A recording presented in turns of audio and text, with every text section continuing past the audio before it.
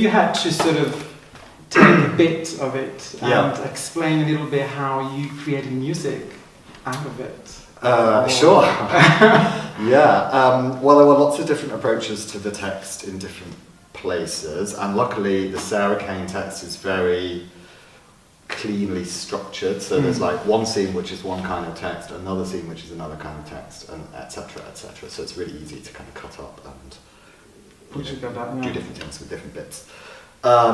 So there were 4 scenes in here, which are conversations just like this between a doctor or psychiatrist and a patient, and we decided not to. I have a bit of a problem sometimes with some dialogue in opera. It's quite hard to do well, I think.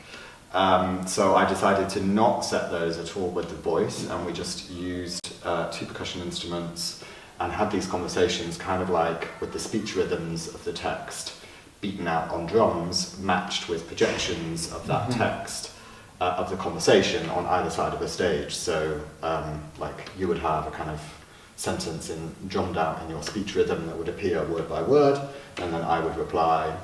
And these conversations, and that sounds like kind of banal, but because the conversations were about some quite dark things in places, then it was quite a nice distancing effect that stripped all of the emotion out of the performance element and just left you with basically Kane's text. Which I thought was nice, given that it was such a text-based piece, and that I wanted to make sure that the operatic version of her text still kind of put the text front and centre, that you didn't forget that this was like a play, a big literary or theatrical work. My style is quite eclectic, and I often borrow bits of music from other places or styles or things like that. And I think in a theatre context that, for me at least, works quite well. Because you can work with a lot of layers of different kinds of material and stuff like that.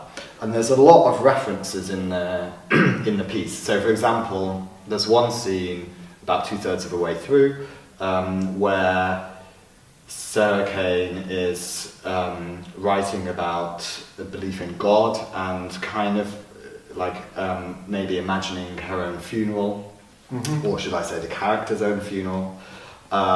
So that gives you a lot of musical references, for me, of kind of like a big cathedral space, very echoey, kind of chanting. I used little references to the Bach B minor Mass, about the Agnus Dei, and bells, and this kind of like religious plain song, but in a much more elaborate way. Right. So, and that all went into that scene. Huge church organ chords that kind of come out of nowhere. So that all went into that scene because of all the references in the text.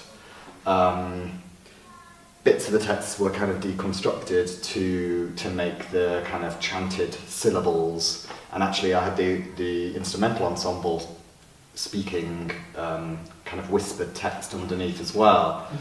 So it ended up having lots of religious references, which I think came through in the performance, but also hopefully being a little unsettling, and like these quite creepy whispered voices about the end of days, about death, about judgment.